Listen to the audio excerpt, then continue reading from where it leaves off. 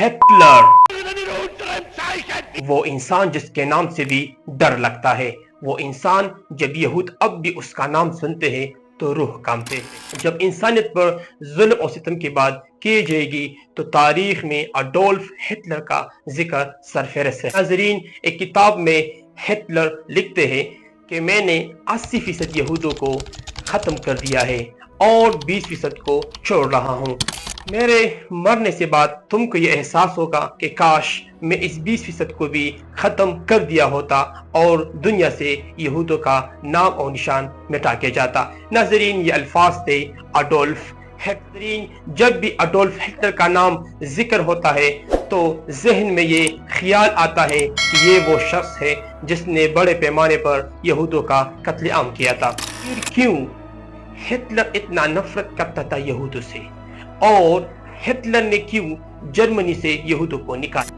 ناظرین، یہ وہ سوال ہے جس کے جواب حاصل کرنے کے لیے بہت کتابیں۔ اس ویڈیو میں ہم آپ کو ہٹلر کے بارے میں وہ باتیں بتائیں گے کہ شاید بہت کم لوگ جانتے ہیں۔ آخر کیوں ہٹلر اتنا نفرت کرتا تھا یہودوں سے؟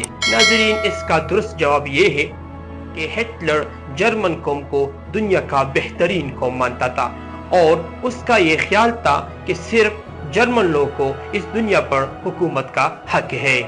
ناظرین، ہٹلر کی حیران کن راز۔ ہٹلر 1889 میں آسٹریلیا میں پیدا ہوا۔ جوانی میں وہ ایک ناکام آرٹسٹ تھا، لیکن پہلے جنگ عظیم کے بعد وہ جرمنی کی سیاست میں داخل ہوا۔ ہٹلر کا ایک بڑا راز اس کا منصوبہ نیو ورلڈ آرڈر تھا، ایک ایسا خواب جس میں ساری دنیا پر جرمنی کی حکومت ہوگی۔ لیکن تاریخ نے ثابت کیا کہ طاقت ہمیشہ ظلم کے ساتھ نہیں چلتی۔ ہٹلر صرف ایک سیاست دان نہیں تھا، بلکہ اسے جادو، روحانیت اور پراسرار طاقتوں پر یقین تھا۔ 1945 دوسرے جنگ عظیم میں جب برلن پر روس فوج داخل ہوئے، ہٹلر نے ایک زیر زمین بنکر میں خودکشی کی، مگر بہت سے لوگ آج بھی کہتے ہیں ہٹلر مرا نہیں تھا بلکہ غائب ہوا۔ سچ کیا ہے؟ شاید یہ راز کبھی نہ کھلے۔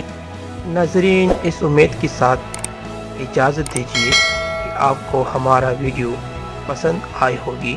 ملتے ہیں اگلی ویڈیو میں، اور ہمارے چینل کو لائک، سبسکرائب اور کمنٹ کرنا نہ بھولے۔